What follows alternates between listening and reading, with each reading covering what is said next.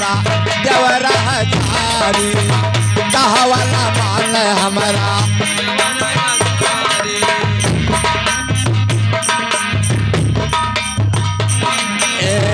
कहवाना मान हमारा देवरा हजारी कहवाना मान हमारा देवरा हजारी देवरा कहा हो भौजी जवन बनाओ देवरा कहा हो भौजी जवन बनाओ जवन बनाओ ओ देवरा कहा हो भौजी जवन बनाओ हो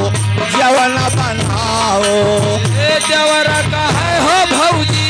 जवन बनाओ जवन बनाओ पियावा कहा जरी जाबो दुलारी कहवाना मान हमारा देवरा हजारी कहवाना मान हमारा देवरा हजारी कहवाना मान हमारा देवरा हजारी कहवाना मान हमारा देवरा हजारी कहवाना मान हमारा देवरा हजारी देवरा कहे हो भौजी जल भरी लाओ हो जल भरी लाओ देवरा कहे हो भौजी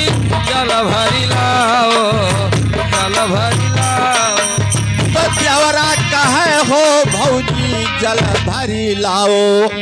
कैसे मास्टर कैसे अरे पियावा कहे गिर जाबो दुलारी कहवाना मान हमारा देवरा हजारी कहवाना मान हमारा देवरा हजारी कहवाना मान हमारा देवरा हजारी देवरा हजारी देवरा हजारी कहवाना मान हमारा देवरा हजारी कहवाना हमारा देवरा हजारी कहवाना मान हमारा देवरा हजारी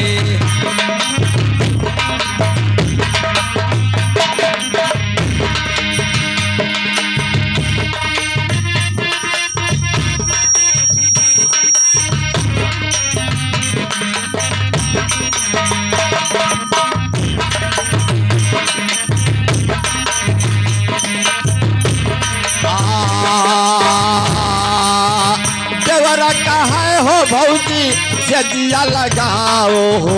सजिया लगाओ देवरा कहे हो भौजी सजिया लगाओ सजिया लगाओ ओ देवरा कहा है भौजी सजिया लगाओ हो सजिया लगाओ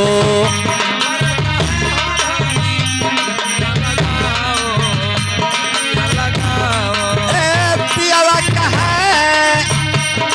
कैसे मास्टर अरे पियावा कहा सोई जाबो दुलारी कहवाना मान हमारा देवरा हजारी कहवाना मान हमारा देवरा हजारी कहवाना मान हमारा देवरा हजारी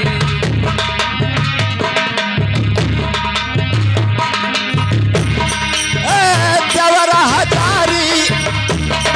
अरे देवरा हजारी कहवाना मान हमारा देवरा हजारी कहवाना देवरा हजारी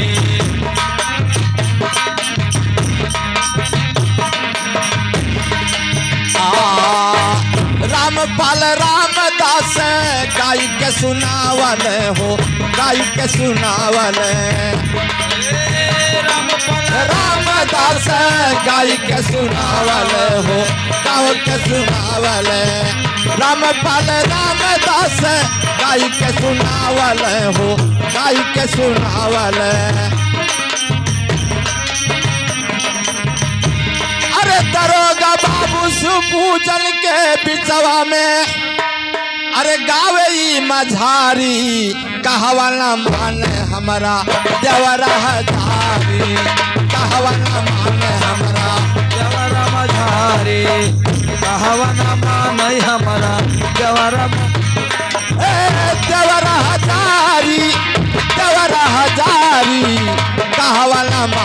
हमारा देवरा हजारी